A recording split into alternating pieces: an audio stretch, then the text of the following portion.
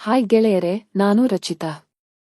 ಉತ್ತರ ಕರ್ನಾಟಕದ ಹಳ್ಳಿಯೊಂದರಲ್ಲಿ ವಾಸವಾಗಿದ್ದು ಸದ್ಯ ಬೇರೆಯವರ ಹೊಲಕ್ಕೆ ಕೂಲಿ ಕೆಲಸಕ್ಕೆ ಹೋಗುತ್ತಿದ್ದೇನೆ. ಒಂದು ದಿನ ನಮ್ಮ ಸಂಬಂಧಿಕರ ಮನೆಗೆ ಹೋದಾಗ ನಡೆದ ಘಟನೆಯ ಬಗ್ಗೆ ನಾನು ನಿಮಗೆ ಹೇಳುತ್ತೇನೆ. ನಾನು ನನ್ನ ಪಿಯುಸಿ ಶಿಕ್ಷಣವನ್ನು ಮುಗಿಸಿದ ಬಳಿಕ ಆರಾಮವಾಗಿ ತಿನ್ನುತ್ತಾ ಟಿವಿ ನೋಡುತ್ತಾ ಊರಿನಲ್ಲಿ ಸುತ್ತಾಡುತ್ತಾ ಆರಾಮವಾಗಿದ್ದೆ. ಮನೆಯಲ್ಲಿ ಅಪ್ಪ ಕೂಡ ಕೂಲಿ ಕೆಲಸ ಮಾಡುತ್ತಿದ್ದರು. ಆದರೆ ನಾನು ಅದೇ ತಾನೇ ಶಿಕ್ಷಣವನ್ನು ಮುಗಿಸಿದ್ದೆ. ಮನೆಯಲ್ಲಿಯೂ ನನಗೆ ದುಡಿಯಲು ಹೋಗು ಎಂದು ಹೇಳಿರಲಿಲ್ಲ. ಜೊತೆಗೆ ಹಳ್ಳಿಯಲ್ಲಿ ಇದ್ದಿದ್ದರಿಂದ ಬೇರೆಯವರ ಹೊಲಕ್ಕೆ ಸುಮ್ಮನೆ ಹೋಗಿ ಮೆಕ್ಕೆಜೋಳ ಕಡಲೆ ತಿನ್ನುತ್ತಾ ಸಂತೋಷವಾಗಿ ನನ್ನ ಜೀವನವನ್ನು ಕಳೆಯುತ್ತಿದ್ದೆ. ಇದೇ ಹೊತ್ತಿಗೆ ಒಂದು ದಿನ ನಾನು ಮತ್ತೊಬ್ಬರ ಹೊಲದಲ್ಲಿ ಮೆಕ್ಕೆಜೋಳ ತಿನ್ನುವಾಗ ಸಿಕ್ಕಬಿದ್ದ ಮೇಲೆ ನನಗೆ ಬುದ್ಧಿ ಬಂದು ಅವತ್ತಿಂದ ಕದಿಯುವುದನ್ನು ಬಿಟ್ಟುಬಿಟ್ಟೆ. ಈ ಮೊದಲು ಆರಾಮಾಗಿ ಕಾಲಹರಣ ಮಾಡುತ್ತಿದ್ದ ನನಗೆ ಎಂದಿಗೂ ಬೇಜಾರು ಎನಿಸಿದಿಲ್ಲ. ಆದರೆ ಯಾವಾಗ ಮನೆಯಲ್ಲಿರಲು ಶುರು ಮಾಡಿದೆದನೋ ಆವಾಗಿನಿಂದ ನನಗೆ ಬೇಸರ ಎನಿಸತೊಡಗಿತು. ಅಲ್ಲದೆ ಟಿವಿಯಲ್ಲಿ ಬರುತ್ತಿದ್ದ ಬೇರೆ ಬೇರೆ ದೃಶ್ಯಗಳನ್ನು ನೋಡುತ್ತಿದ್ದಾಗ ಅದೇನೋ ಎನ್ನಿಸುತ್ತಿತ್ತು. ಅಲ್ಲದೆ ನೇರವಾಗಿ ಕಾಲೇಜಿಗೆ ಹೋಗಿ ಬರುತ್ತಿದ್ದ ನಾನು ಬೇರೆ ವಿಷಯದ ಬಗ್ಗೆ ಎಂದಿಗೂ ತಲೆ ಕೆಡಿಸಿಕೊಂಡಿದ್ದಿಲ್ಲ. ಆದರೆ ಯಾವಾಗ ಮನೆಯಲ್ಲಿರಲು ಶುರು ಮಾಡಿದೆನೋ ಹೀಗೆಲ್ಲ ಎನಿಸತೊಡಗಿತು. ಬೇಜಾರಾದಾಗ ಸುಮ್ಮನೆ ಆ ಕತೆಗಳನ್ನು ಓದುತ್ತಾ ಸಿನಿಮಾಗಳನ್ನು ನೋಡುತ್ತಾ ಕೈಕೆಲಸ ಮಾಡುತ್ತಾ ಇದ್ದೆ. ಕಾಲೇಜಿನಲ್ಲಿ ಇದ್ದಾಗ ಬೇರೆ ಬೇರೆ ಹುಡುಗರು ಇದ್ದರು.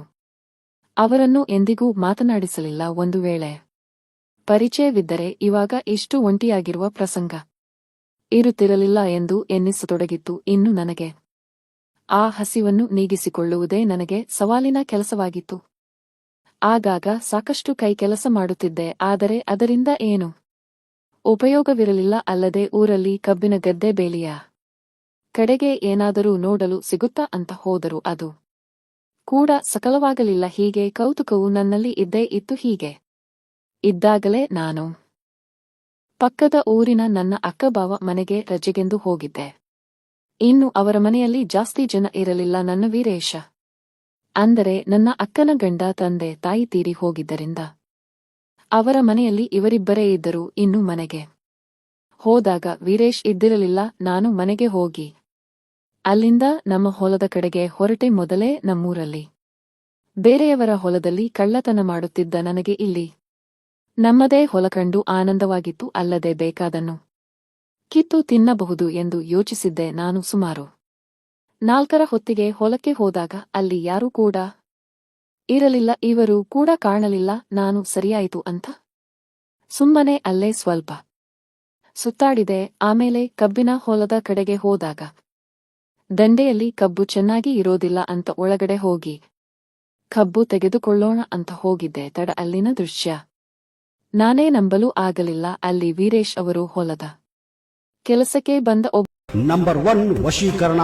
ಸ್ಪೆಷಲಿಸ್ಟ್. ಒಂದು ಫೋನ್ ಕರೆ ನಿಮ್ಮ ಜೀವನವನ್ನೇ ಬದಲಾಯಿಸಬಹುದು.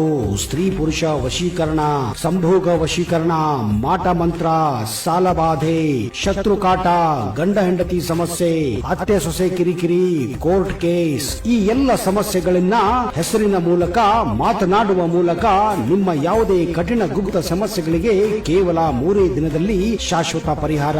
ಕೇರಳೀಯ ದೈವ ಆರಾಧನೆಯಿಂದ ಮಾಂತ್ರಿಕ ತಾಂತ್ರಿಕ ಪದ್ಧತಿ, ಅಘೋರ ಪೂಜಾ ವಿಧಾನದಿಂದ ನಿಮ್ಮ ಅಸಾಧ್ಯ ಸಮಸ್ಯೆಯನ್ನ ಸಾಧ್ಯ ಮಾಡಿಕೊಡುತ್ತಾರೆ. ಹೆಚ್ಚಿನ ಮಾಹಿತಿಗಾಗಿ ಹಿಂದೆ ಸಂಪರ್ಕಿಸಿ ಪಂಡಿತ್ ದೈವಾನಂದ್ ತಾಂತ್ರಿಕ್. ಇವರ ದೂರವಾಣಿ ಸಂಖ್ಯೆ ಶಾಶ್ವತ ಪರಿಹಾರ ಶತಸಿದ್ಧ. ಹಿಂದೆ ಸಂಪರ್ಕಿಸಿ 9986696053. ಒಬ್ಬಳ ಜೊತೆಗೆ ಏಕಾಂತದಲ್ಲಿ ಆ ಕೆಲಸ ಮಾಡುತ್ತಿದ್ದರು. ನಾನು ಅವರ ಹೊಲದಲ್ಲಿನ ಕೆಲಸವನ್ನು ಕಂಡು ಗಾಬರಿಯಾಗಿದ್ದೆ. ಅವರ ಶಕ್ತಿಯನ್ನು ಕಂಡು ನನಗೆ ಅಚ್ಚರಿ ಎನಿಸಿತು. ಸ್ವಲ್ಪ ಹೊತ್ತು ಅಲ್ಲಿಯೇ ನಿಂತು ಅವರು ಇನ್ನೇನು ತಮ್ಮ ಕೆಲಸ ಮುಗಿಸುತ್ತಾರೆ ಎನ್ನುವಷ್ಟರಲ್ಲಿ ಅಲ್ಲಿಂದ ಸೀದಾ ತೋಟದಲ್ಲಿದ್ದ ಚಿಕ್ಕ ಮನೆಗೆ ಬಂದೆ. ಅಲ್ಲಿ ನಾನು ಕೂಡ ಸ್ವಲ್ಪ ಕೈಕೆಲಸ ಮಾಡಿ ಮೊಬೈಲ್ ಬಳಸುತ್ತಾ ಸುಮ್ಮನೆ ಕೂತಾಗ ಅಲ್ಲಿಗೆ ಇವರು ಯಾರು ಅದು ಎಂದು ಕೇಳುತ್ತಾ ಬಂದರು. ಅವರು ನನ್ನನ್ನು ನೋಡಿ ನೀನು ಯಾವಾಗ ಬಂದೆ, ಮೊದಲೇ ಹೇಳಬೇಕಿತ್ತು, ಮನೆಗೆ ಬರುತ್ತಿದ್ದೆ ಅಂತ ಕೇಳಿದರು. ಆಗ ನಾನು ಇಲ್ಲಿಗೆ ಬಂದಿಲ್ಲ ಎಂದರೆ ನಿಮ್ಮ ಕೆಲಸ ನೋಡಲು ಆಗುತ್ತಿತ್ತಾ? ಇವಾಗ ಹೇಗೆ ನಿಂತಿದ್ದಾನೆ ನೋಡಿ, ಏನು ಗೊತ್ತಿಲ್ಲದವನಂತೆ. ಎಂದು ಮನಸ್ಸಿನಲ್ಲಿ ಯೋಚಿಸುತ್ತ ನಾನು ಇಲ್ಲ ಇವಾಗ ಬಂದೆ.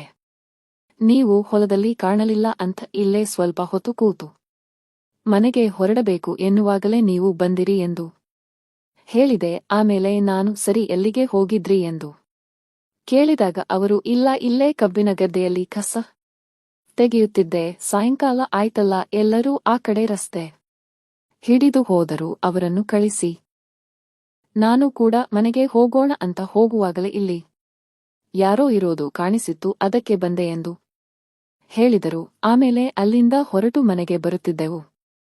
ನಾನು ಬೈಕಿನಲ್ಲಿ ಹಿಂದೆ ಕೂತಿದ್ದೆ, ಅದು ಹೊಲದ ರಸ್ತೆ ಆಗಿದ್ದರಿಂದ ಸರಿಯಾಗಿ ಇರಲಿಲ್ಲ. ಇವರು ಬ್ರೇಕ್ ಹಾಕುತ್ತಾ ಬೈಕ್ ಓಡಿಸುತ್ತಿದ್ದಾಗಲೇ ಅವರಿಗೆ ತಾಗಿದಾಗ ಅದೇನೋ ಮೈಯಲ್ಲಿ ಕರೆಂಟ್ ಹೊಡೆದಂತೆ ಎನಿಸಿತು, ಮೈಯಲ್ಲಿ ನಡುಕ ಬಂದಂತೆ ಆಯಿತು. ಕೊನೆಗೆ ಉರು ಬಂದ ಬಳಿಕ ಮನೆಗೆ ಬಂದು ಎಂದಿನಂತೆ ಬಿಸಿಯಾದ ಅಡುಗೆ ಮಾಡಿ ಊಟ ಮಾಡಿ ಟಿವಿ ನೋಡಿದೆವು. ಅವರಿಬ್ಬರೂ ಹೊತ್ತಾಯಿತು, ನಾಳೆ ಬೇಗ ಹೊಲಕ್ಕೆ ಹೋಗಬೇಕು ಎಂದು ಟಿವಿ ನೋಡುವುದನ್ನು ಬಿಟ್ಟು ಹೋದರು. ನಾನು ಹಾಲಿನಲ್ಲಿ ಟಿವಿ ನೋಡುತ್ತಾ ಬಿದ್ದುಕೊಂಡಿದ್ದೆ. ಸ್ವಲ್ಪ ಹೊತ್ತಿನಲ್ಲಿ ಏನೋ ಶಬ್ದ ಬರತೊಡಗಿತು. ನನಗೆ ಅದು ಏನು ಎಂದು ಗೊತ್ತಾಗಿತ್ತು. ಆಗ ಒಂದು ಧ್ವನಿಯು ಇವಾಗ ಬೇಡ ಎಂದು ಕೇಳಿಸ್ತಾ ಇದ್ದರೆ ಮತ್ತೊಂದು ಧ್ವನಿ ಪರವಾಗಿಲ್ಲ ನೀನು ಸುಮ್ಮನೆರು ಎನ್ನುತ್ತಾ ಇರುವ ಧ್ವನಿ ನನಗೆ ಕೇಳಿಸಿತು. ಆಗ ಇವರು ಆ ಕೆಲಸದ ವಿಚಾರವಾಗಿ ಮಾತನಾಡುತ್ತಿದ್ದಾರೆ ಎಂದು ನನಗೆ ಎನಿಸಿತು. ಆ ದಿನ ನನಗೆ ಕಣ್ಣು ಮುಚ್ಚಲೇ ಇಲ್ಲ. ಕೊನೆಗೆ ಹಾಗೋ ಹೀಗೋ ಅವತ್ತಿನ ದಿನ ಕಳೆಯಿತು. ಹೀಗೆ ಮಾರನೇ ದಿನ ನಾನು ಮನೆಯಲ್ಲಿ ಊಟದ ಹೊತ್ತಿಗೆ ಮನೆಗೆ ಬಂದಿದ್ದ ವೀರೇಶನಿಗೆ ಫೋನ್ ಬಂದಿತ್ತು. ಕೂಡಲೇ ಅವರು 4 ಗಂಟೆಗೆ ಬರ್ತೀನಿ ಎಂದು ಯಾರಿಗೋ ಹೇಳಿದರು. ಆಗ ನಾನು ಮನಸ್ಸಿನಲ್ಲಿ ಬಂದು ಇನ್ನೂ 10 ನಿಮಿಷ ಆಗಿಲ್ಲ, ಮತ್ತೆ ಕೆಲಸ ಅಂತ ಹೊಲಕ್ಕೆ ಹೋಗ್ತಾ ಇದ್ದಾರೆ, ಬೆಳಿಗ್ಗೆ ನೀರು ಹಾಯಿಸಿ ಬಂದಿದ್ದೀನಿ ಅಂತನೂ ಹೇಳಿದ್ದಾರೆ, ಏನಿರಬಹುದು ಇವರ ಕೆಲಸ ಅಂತ ನಾನು ಅವರು ಹೋಗುವ ತನಕ ಸುಮ್ಮನಿದ್ದೆ. ಅವರು ಬೈಕ್ ತಗೊಂಡು ಹೊರಟಿದ್ದೆ ತರ ನಾನು ಕಾಲುದಾರಿ ಹಿಡಿದು ಅವರಿಗಿಂತ ಮುಂಚೆ ಹೊಲಕ್ಕೆ ಬಂದು ಆ ಚಿಕ್ಕ ಮನೆಯ ಮೇಲೆ ಹತ್ತಿ ಕೂತಿದ್ದೆ. ಆಗ ಇವರು ಬಂದು ಗಾಡಿ ನಿಲ್ಲಿಸಿದರು. ಅವಾಗ ಮತ್ತೊಮ್ಮೆ ಫೋನ್ ಬಂದಿದ್ದೆ, ತಡ ಇಲ್ಲಿ ಇದ್ದೀನಿ, ಸ್ವಲ್ಪ ತಡಿ ಬರ್ತೀನಿ, ಯಾಕೆ ಅವಸರ ಎಂದು ಕೇಳಿದರು. ಆಗ ನಾನು ಸುಮ್ಮನೆ ಇದ್ದೆ. ಆಮೇಲೆ ಅವರು ಎಲೆ ಅಡಿಕೆ ತಿನ್ನುತ್ತಾ ಕಬ್ಬಿನ ಗದ್ದೆಯಲ್ಲಿ ಹೋದರು. ನನಗೆ ಅವರು ಅಲ್ಲಿಗೆ ಯಾಕೆ ಹೋಗಿದ್ದಾರೆ ಅಂತ ಗೊತ್ತಾಗಿ ಕೂಡಲೇ ಅಲ್ಲಿ ಹೋಗಿ ನೋಡಿದರೆ ಮತ್ತೆ ಅವರು ಕೂಲಿಯಾಕೆ ಜೊತೆಗೆ ಕಬ್ಬಿನ ಗದ್ದೆಯಲ್ಲಿ ಆ ಕೆಲಸ ಮಾಡುತ್ತಿದ್ದರು. ಅದನ್ನು ಕಂಡ ನನಗೆ ಈ ಬಾರಿ ನಾನು ಕೆಲಸ ಮಾಡಬೇಕು ಎಂದು ಎನಿಸತೊಡಗಿತು. ಆದರೆ ಹೇಗೆ ಕೇಳುವುದು ಮನೆಯಲ್ಲಿ ಈ ಕೆಲಸದ ಬಗ್ಗೆ? ಊರಿನಲ್ಲಿ ಗೊತ್ತಾದರೆ ಹೀಗೆ 108 ಪ್ರಶ್ನೆಗಳು ನನ್ನ ಕಣ್ಣ ಮುಂದೆ ಬಂದವು. ಆಮೇಲೆ ನಾನು ಆಗಿದ್ದು ಆಗಲಿ, ಹೇಗಾದರೂ ಮಾಡಿ ಇಲ್ಲಿಂದ ಹೋಗುವ ಮುಂಚೆ ಒಂದು ಸಲವಾದರೂ ಕೆಲಸ ಮಾಡಲೇಬೇಕು ಎಂದು ನಿರ್ಧರಿಸಿದೆ. ಅಲ್ಲಿಂದ ನೇರವಾಗಿ ಮನೆಗೆ ಬಂದು ಈ ಬಗ್ಗೆ ವಿಚಾರ ಮಾಡುತ್ತಾ ಕುಳಿತಿದ್ದೆ.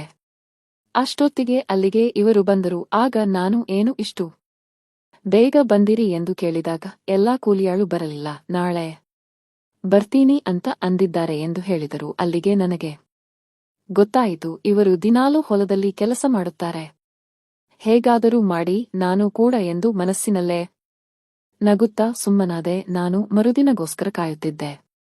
ಅವರು ಎಂದಿನಂತೆ ಅದೇ ಜಾಗಕ್ಕೆ ಹೋಗುವ ಮುಂಚೆ ನಾನು ಹೊಲದಲ್ಲಿನ ಚಿಕ್ಕಮನೆಗೆ ಹೋಗಿದ್ದೆ. ಅವರು ಹೀಗೆ ಹೋಗುವಾಗಲೇ ನಾನು ಅವರನ್ನು ಕಬ್ಬಿನ ಹೊಲದಲ್ಲಿ ಎಳೆದಾಗ ಅವರು ಏನಿದು ಯಾಕೆ ಎಂದು ಕೇಳಿದರು. ಆಗ ನಾನು ಇವಾಗ ಮನೆಯಲ್ಲಿ ಒಬ್ಬರು ಇದ್ದರು, ಇವಾಗ ನೀವು ಇಲ್ಲಿ ಬಂದು ಕಬ್ಬಿನ ಗದ್ದೆಯಲ್ಲಿ ಆ ಕೆಲಸ ಮಾಡ್ತೀರಾ, ಇದನ್ನ ಮನೆಯಲ್ಲಿ ಹೇಳಿದರೆ ನಿಮ್ಮ ಪರಿಸ್ಥಿತಿ ಏನಾಗುತ್ತೆ ಗೊತ್ತಾ ಎಂದು ಕೇಳಿದಾಗ ಅವರು ಯಾಕೆ ಬಾಯಿಗೆ ಬಂದ ಹಾಗೆ ಮಾತಾಡುತ್ತೀಯ, ಹೀಗೆ ಮಾತನಾಡಿದರೆ ಸರಿ ಇರಲ್ಲ, ನಿನ್ನ ಮನೆ ಬಿಟ್ಟು ಕಳಿಸ್ತೀನಿ ಎಂದು ಹೇಳಿದರು. ಆಗ ನಾನು ಸರಿ ಕಳಿಸಿ, ಆಗ ಹೋಗುವಾಗ ಮನೆಯಲ್ಲಿ ಎಲ್ಲ ಹೇಳ್ತೀನಿ ಅಂದಾಗ ಅವರು ಸುಮ್ಮನೆ ನೀನು ನನ್ನ ಮೇಲೆ ಆರೋಪ ಮಾಡುತ್ತಿದ್ದೀಯಾ, ನಾನು ಕೆಲಸ ಮಾಡಿದ್ದೇನೆ ಅಂತ ನಿನ್ನ ಹತ್ತಿರ ಏನಾದರೂ ಸಾಕ್ಷಿ ಇದೆಯಾ ಎಂದು ಕೇಳಿದರು. ಆಗ ನಾನು ಅದನ್ನ ಹೇಳುವಾಗ ಈ ವಿಡಿಯೋವನ್ನು ಮನೆಯಲ್ಲಿ ತೋರಿಸ್ತೀನಿ ಅಂತ ಹೇಳಿದ ಕೂಡಲೇ ಅವರು ನೋಡು, ನಿನಗೆ ಎಷ್ಟು ದುಡ್ಡು ಬೇಕು ಹೇಳಿಕೊಡ್ತೀನಿ, ಮನೆಯಲ್ಲಿ ಮಾತ್ರ ಕೆಲಸದ ಬಗ್ಗೆ ಹೇಳಬೇಡ, ಗೊತ್ತಾದರೆ ಕಷ್ಟ ಎಂದು ಹೇಳಿದರು. ಆಗ ನಾನು ಸರಿ, ಇವತ್ತು ನೀವು ಅಲ್ಲಿ ಕೆಲಸ ಮಾಡೋದು ಇಲ್ಲೇ ಮಾಡಿ ಎಂದು ಹೇಳಿದಾಗ ಅವರು ಆಗುವುದಿಲ್ಲ. ಹಾಗೆಲ್ಲ ಕೆಲಸ ಮಾಡುವುದು ತಪ್ಪು ಅಲ್ಲದೆ ಏನಾದರೂ ತೊಂದರೆ ಆದರೆ ಅಂತ ಕೇಳಿದಾಗ ನಾನು ನೀವು ಅದೆಲ್ಲ ತಲೆ ಕೆಡಿಸಿಕೊಳ್ಳಬೇಡಿ, ನಾನು ನಾಳೆ ಇಲ್ಲಿಂದ ಊರಿಗೆ ಹೋಗ್ತೀನಿ ಎಂದು ಹೇಳಿದಾಗ ಅವರು ಕಬ್ಬಿನ ಗದ್ದೆಯಲ್ಲಿ ಅವತ್ತು ಆ ಕೆಲಸ ಹೇಳಿಕೊಟ್ಟರು. ಅವರು ಗದ್ದೆಯಲ್ಲಿ ಹೇಳಿಕೊಡುವಾಗ ನನಗೂ ಕಣ್ಣಲ್ಲಿ ನೀರು ಬಂದಿತ್ತು. ಇಷ್ಟು ಕಷ್ಟದ ಕೆಲಸ ಅಂತ ನನಗೆ ಗೊತ್ತೇ ಇರಲಿಲ್ಲ. ಕೊನೆಗೆ ಅವರಿಗೆ ಥ್ಯಾಂಕ್ಸ್ ಅಂತ ಹೇಳಿದೆ. ಆಮೇಲೆ ನಾನು 1 ವಾರ ಅಲ್ಲಿಯೇ ಇದ್ದು ಗದ್ದೆಯಲ್ಲಿ ಪ್ರತಿದಿನ ಸಾಯಂಕಾಲ ಕೆಲಸ ಮುಗಿಸಿಕೊಂಡು ಅಲ್ಲಿಂದ ಹೊರಟು ನಮ್ಮೂರಿಗೆ ಬಂದಿದ್ದೆ. ಆದರೆ ಇವಾಗೆಲ್ಲ ಎಲ್ಲವೂ ಬದಲಾಗಿದೆ. ಇವಾಗ ಕಾಲಮಾನ ಹಾಗಿಲ್ಲ. ನನಗೆ ನನ್ನದೇ ಆದ ಮನೆ ಇದೆ. ಆದರೆ ಅವತ್ತು ಆ ಕೆಲಸದ ನಂತರ ನಾನು ಮತ್ತೆ ಗದ್ದೆಯಲ್ಲಿನ ಆ ಕೆಲಸ ಮಾಡಲೇ ಇದ್ದಿರಲಿಲ್ಲ. ಆದರೆ ಇವಾಗ ಮನೆಯಲ್ಲಿಯೇ ಸಂತೋಷವಾಗಿ ನನ್ನ ಯಜಮಾನನ ಜೊತೆಗೆ ಇದ್ದೇನೆ. ಫ್ರೆಂಡ್ಸ್, ಈ ಕತೆ ಇಷ್ಟವಾಗಿದ್ದರೆ ವಿಡಿಯೋಗೆ ಲೈಕ್ ಮಾಡಿ, ಚಾನೆಲ್ ಸಬ್ಸ್ಕ್ರೈಬ್ ಮಾಡಿ. ಧನ್ಯವಾದಗಳು.